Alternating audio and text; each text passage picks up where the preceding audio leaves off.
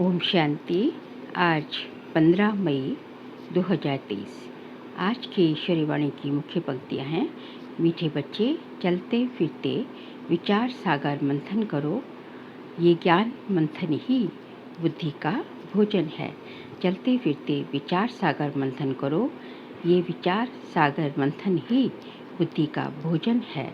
विचार कर सर्विस की नई नई युक्तियाँ निकालो। प्रश्न है, ज्ञान अमृत धारण करने व कराने की शक्ति किन बच्चों में आती है? उत्तर है, जो बाप का बनते ही पवित्रता की पक्की प्रतिज्ञा करते हैं। बाबा कहते, बच्चे याद रखना, अगर इतना सुनते भी पवित्र नहीं बनेंगे तो बुद्धि का ताला बंद हो जाएगा। एक कान से सुनेंगे, दूसरे से निकल जाएगा। बाप का बने हो तो गंदगी को निकाल दो। उल्टा कर्म किया तो गला घुट जाएगा। ज्ञान सुना नहीं सकेंगे, इसलिए सावधान। गीत है, तूने रात गवाई सोई के, दिन गवाया खाई के। ओम शांति। अब बाप बैठ बच्चों से पूछते हैं कि बच्चे, बेहद के बाप को अच्छी रीति से जाना है?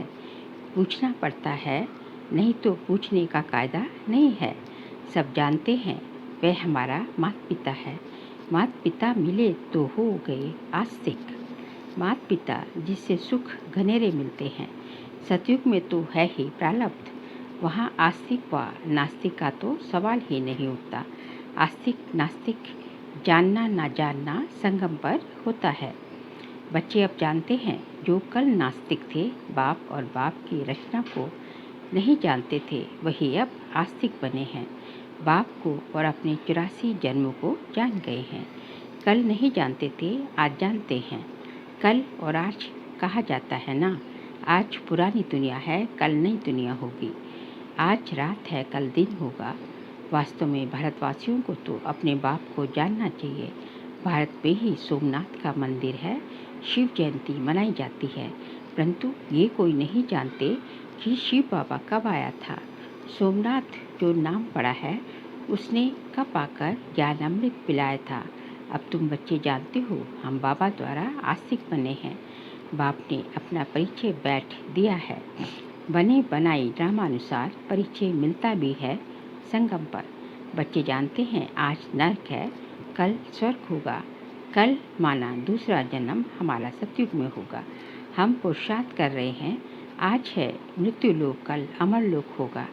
दुनिया बदल रही है, कलयुग से सतयुग बन रहा है, सो तो बाप ही बनाएंगे। बाप है पतित पावन, दुनिया में संगम का कोई को पता ही नहीं।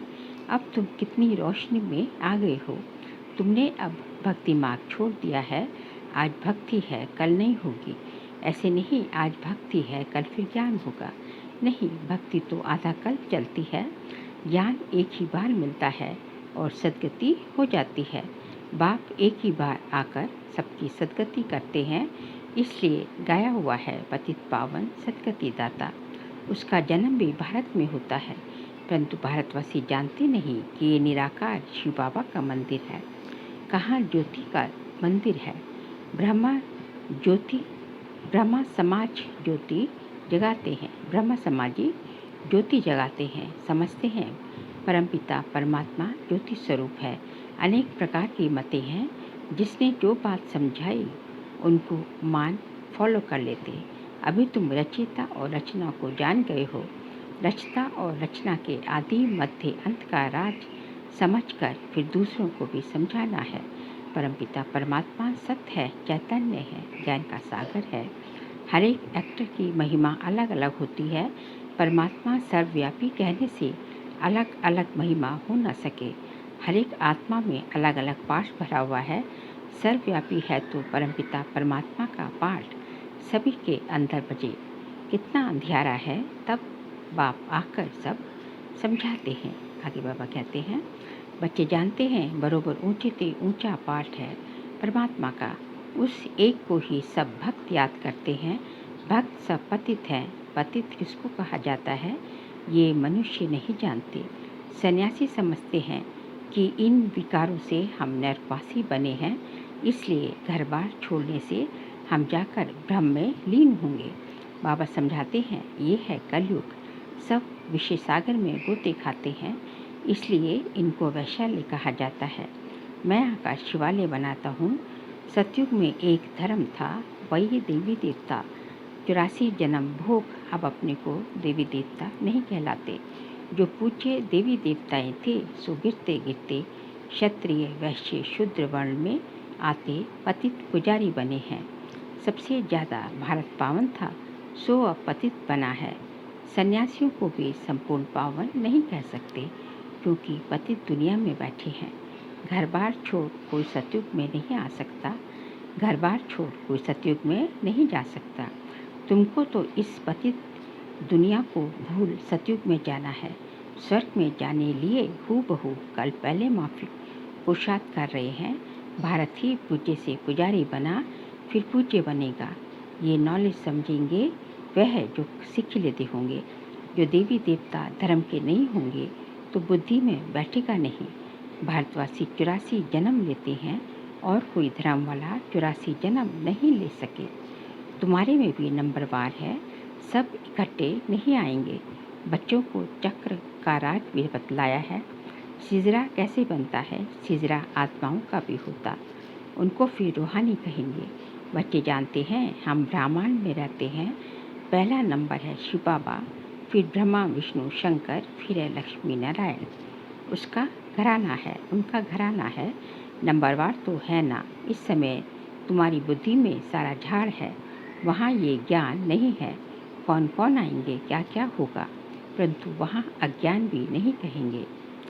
वह है प्रलब्ध जो इस ज्ञान से पाते हो। अभी है चढ़ती कला, पीछे है गिरती कला। 1250 वर्ष में 2 कला कम हो जाती है, थोड़े थोड़े होकर गिरते हैं। तुम अब सब हिसाब निकाल सकते हो। पहले है धुर, फिर फाउंडेशन निकलता है। अब तुम बीज और झाड़ को अच्छी तरह जान चुके हो। अब तुम बाप द्वारा नास्तिक से आस्तिक बन गए हो। बाबा ने समझाया है, फादर शोज सन, टीचर शोज स्टूडेंट। पहले गुरु शोज फॉलोअर्स, फॉलोअर्स शोज गुरु। यहाँ तो तीनों ही एक बाप है। वह है रचिता, जरूर नई दुनिया रचेंगे। स्वर्ग में लक्ष्मी नारायण राज्य करते थे। उन्होंने ये वर्षा कहाँ से लिया, किसने ऐसा कर्म सिखलाया जो इतना ऊंच पद पाया। अब बाबा कहते हैं, तुमको ऐसे कर्म सिखलाता हूँ जो तुम सो देवी देवता बनेंगे। स्वर्ग में तुम बहुत माला माल थे, बाप से ही वर्षा लिया था, तो जरूर बाप ने ही आकर भारत को स्वर्ग बनाया। बाबा कहते हैं, बच्चे चलते फिरते ऐसे विचार सागर मंथन करो। ये बुद्धि के लिए खाना है। बाबा की दिल है ये गोला, बहुत बड़ा बड़ा बनाना चाहिए। चक्र पर किसको भी समझाना बहुत अच्छा होगा। अब विचार करना चाहिए मनुष्यों को कैसे समझाएं। समझाना है अब है संगम। दुनिया बदल रही है, यहाँ अनेक धर्म हैं, वहाँ एक धर्म है जो बाप ने स्थापन किया है।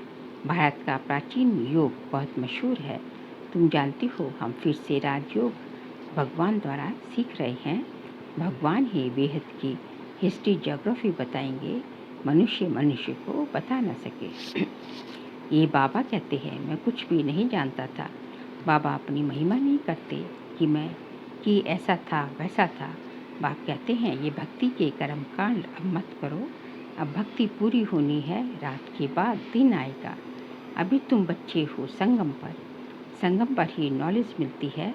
बाप कैसे पहले सूक्ष्म तन की रचना करते हैं, फिर प्रजापिता ब्रह्मा द्वारा नई सृष्टि रचते हैं। इनका ही मनुष्य सृष्टि सिजरा है। इसको ही आदिदेव आदि देवी कहा जाता है। एडम ईव भी कहते हैं।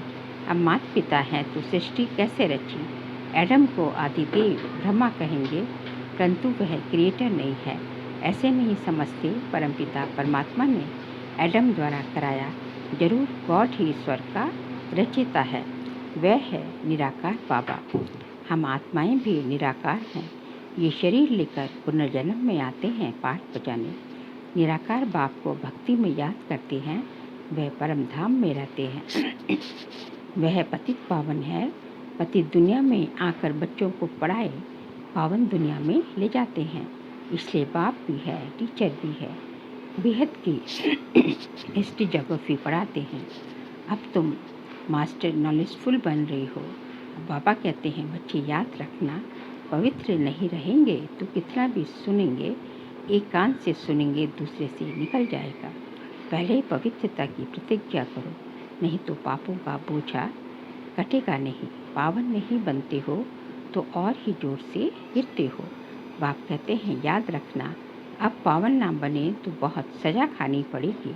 अज्ञान काल में इतनी सज़ा नहीं मिलती, परंतु मेरे पास आकर प्रतिज्ञा कर फिर पवित्र नहीं बने और छिपकर इंद्र सभा में आते रहेंगे तो बहुत दंड खाना पड़ेगा और ही पत्थर बुद्धि बन पड़ेंगे, फिर साधारण प्रजा में चले जाएंगे। मर्तबा भी नंबरवार है ना, ऊंचे थी ऊंचे भी बनते हैं तो नीचे थे नीचे भी बनते हैं।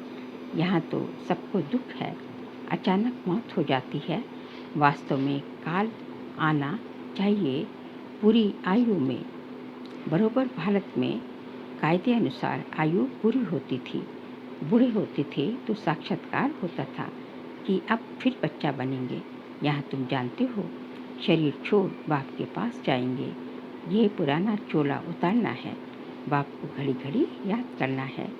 बाबा बस हम अब जो है आए के आए योग बल से आत्मा को पवित्र बनाते हैं। इसके लिए एक ही उपाय है, बाप से योग लगाना, फिर तुम सतो प्रधान पवित्र बन जाएंगे। योग लगाते लगाते अंत में योग सिद्ध होना है। बाबा कहते हैं ये मेरा रथ है, लैंड लेडी कहो, लैंड लेडी कहो या लैंड लॉर्ड कहो, ये बड़ा विचित्र है। कैसे शिव बाबा आते हैं, कहते हैं ये लैंड लेडी भी है तो प्रजापिता भी है। मुझ निराकार को शरीर जरूर चाहिए, हर एक को अपना अपना रथ है। मैं कैसे रथी बनूं? मुझे तो आना पड़ता है पति दुनिया में। श्री कृष्ण तो पावन था, ड्रामा में ये रथ मुकर्रर है। मैं आता भी हूँ भारत में, ऐसे नहीं एक कल्प भारत में दूसरा कल्प जर्मनी में आऊँगा। बाबा समझाते हैं तुम तो कर्म योगी हो, कर्म करना पड़ता है। आगे पुरुष कमाते थे तो माताएं घर संभालती थी, माताएं इतना पढ़ती नहीं थी। ये तो अब पढ़ाई शुरू हुई है, माताएं भी धंधाधोरी करती हैं। अब तुम बच्चों को अविनाशी कमाई करनी है, हरेक को बेहद के बाप से वर्षा लेना है। जो करेगा सो अपना पद पाएगा। इस पढ़ाई का पद 21 जन्म चलता है। ये पढ़ाई बाप बिगर कोई पढ़ा न सके। पतित पावन भी गॉडफादर है, वही राजयोग सिखलाकर स्वर्ग में जाने के लायक बनाते हैं। अब 84 जन्म पूरे हुए, अब हम घर जा रहे हैं। ये भी याद रहे तो तुम प्रफुल्लित रहेंगे।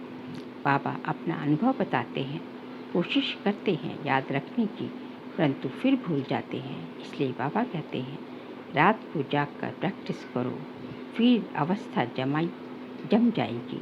इसलिए कहा जाता है हे नींद को जीतने वाले बच्चे, कमाई करो, हाथ पाँव मुख से कुछ करना व बोलना नहीं है। आगे तो माला फिरते फिरते राम राम जपते थे। माला का राज भी तुम समझते हो, विजय माला और रुद्रमाला।